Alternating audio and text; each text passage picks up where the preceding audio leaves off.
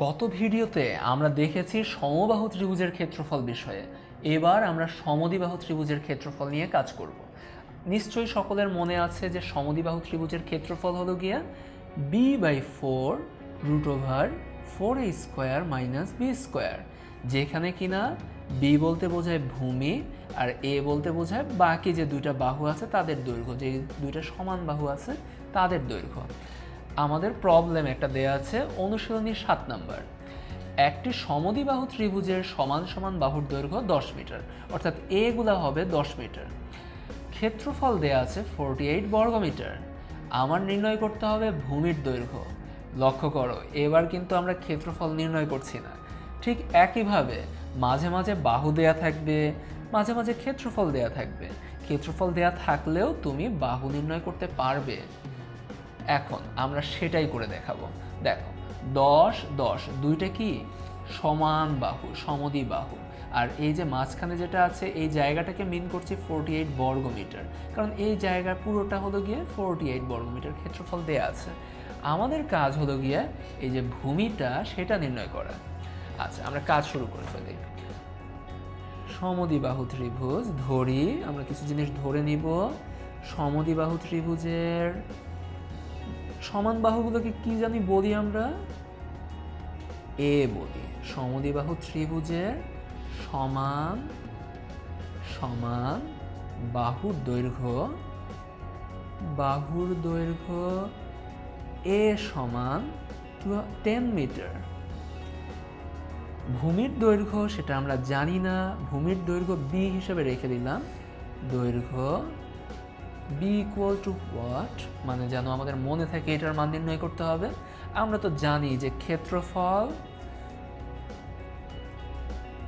সমান b/4 √4a² - b²।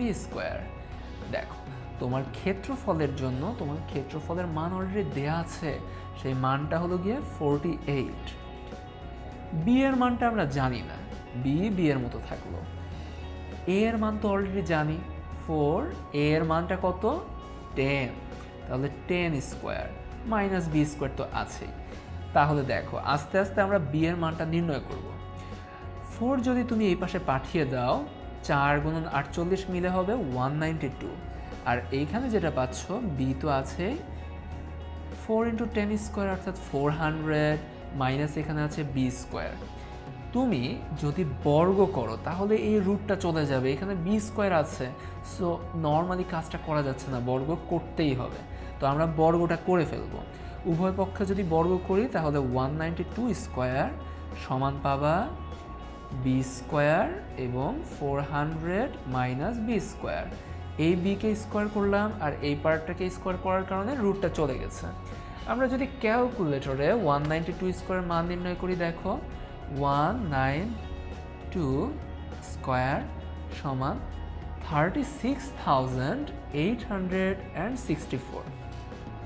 অনেক বড় সংখ্যা, 36,864 সমান তুমি এই পাশে পাচ্ছ 400 b² - b⁴। এবার আমরা মিডল টার্ম করব। এই বড় সংখ্যা দেখে ভয় পাওয়ার কিছু নাই। মিডল টার্ম করার জন্য তোমাদের একটা চ্যাপ্টারই আছে, যে 12 নাম্বার চ্যাপ্টার, সেখানে ক্যালকুলেটরের মাধ্যমে কিভাবে সহজে মিডল টার্ম করা যায় সেটা আমি দেখিয়েছি। এখন তাহলে তোমরা এই পাশে দেখো, বা এই b⁴টাকে এই পাশে নিয়ে চলে আসো। b⁴ - 400 b² plus 36,864 equal to 0। এখন আমরা বুঝতে পারছি ক্যালকুলেটর থেকে যে এই মিডল টার্ম করলে 256 b² - 144 b² plus 36,864 equal to 0 হবে। বা তুমি যদি b² কমন নাও, b² - 256 মাইনাস এখানে যদি তুমি আবার 144 কমন নাও, দেখবে যে b² - 256 হচ্ছে ইকুয়াল টু 0। বা b² - 256 এবং b² - 144 ইকুয়াল টু 0। তুমি তো জানো যে হয় b² সমান হবে 256 অথবা বি স্কোয়ার সমান হবে 144। তাহলে বি সমান হবে প্লাস মাইনাস 256 প্লাস মাইনাস √256 হওয়া উচিত, তাই না? বাট আমরা প্লাস মাইনাস দিব না। কেন দিব না? কারণ এটা একটা ভূমির কখনোই দৈর্ঘ্য ঋণাত্মক হতে পারে না, সো এটা দেয়া লাগবে না, সরাসরি √256 দিলেই চলবে। সমান আসছে 16। এই পাশ দিয়ে যদি তুমি দেখো বি সমান √144 সমান আসছে 12। দুইটাই সম্ভব। ভূমির মানটা 16 মিটারও হতে পারে, 12 মিটারও হতে পারে। সো অ্যান্সার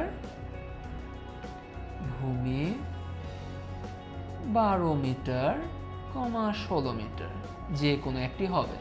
সো এইখানে আমরা সমদ্বিবাহু ত্রিভুজের একটা প্রবলেম সলভ করলাম। নেক্সট আমরা সমদ্বিবাহু ত্রিভুজের আর একটা প্রবলেম সলভ করব। এই প্রবলেমটা বরং আরও ইজি। সমদ্বিবাহু ত্রিভুজের এক্ষেত্রে কি দেখো, পরিসীমা নিয়ে কাজ আছে। চিন্তা করো তো, এটা ধরো একটা সমদ্বিবাহু ত্রিভুজ, এই দুইটা বাহু সমান, এই বাহুটা ধরো অসমান, এটা বি, এটা এ, এটা এ। তোমার যদি দরকার হয় যে এটা পরিসীমা নির্ণয় করবা, পরিসীমা মানে কি, সবগুলা বাহুর যোগফল, মানে এ প্লাস বি বা 2a প্লাস বি, রাইট? এই পরিসীমার মানটা দেয়া আছে এবং সমান সমান বাহুর দৈর্ঘ্য, ভূমির যে 5/6 অংশ সেটাও দেয়া আছে। সেখান থেকে আমরা ত্রিভুজের ক্ষেত্রফল খুবই ইজিলি বের করে ফেলতে পারি। দেখো কিভাবে বের করি। এই যে এখানে আমরা জানি যে ধরি সমদ্বিবাহু ত্রিভুজের ভূমিকে একটা জিনিস ধরে নেই, ভূমি বি সমান এক্স মিটার। যদি ভূমি বি সমান এক্স মিটার হয়, সমান বাহুগুলা অর্থাৎ এ গুলা নিশ্চয়ই তার 5/6 অংশ। সমান বাহু এ সমান 5/6 ইন্টু এক্স মিটার আমরা দেখে দিলাম। তারপরে এখন এটাও বের করে ফেলেছি, তুমি জানো সমান বাহুগুলো, এটা বের করে ফেলেছি 5/6x। এবার দেখো, তুমি তো জানো যে পরিসীমাটা কি, পরিসীমা মানে প্রত্যেকটা বাহুর যোগফল। তাহলে একটা সমান বাহু এ, আরেকটা বাহু এ, আরেকটা বাহু হলো গিয়ে বি।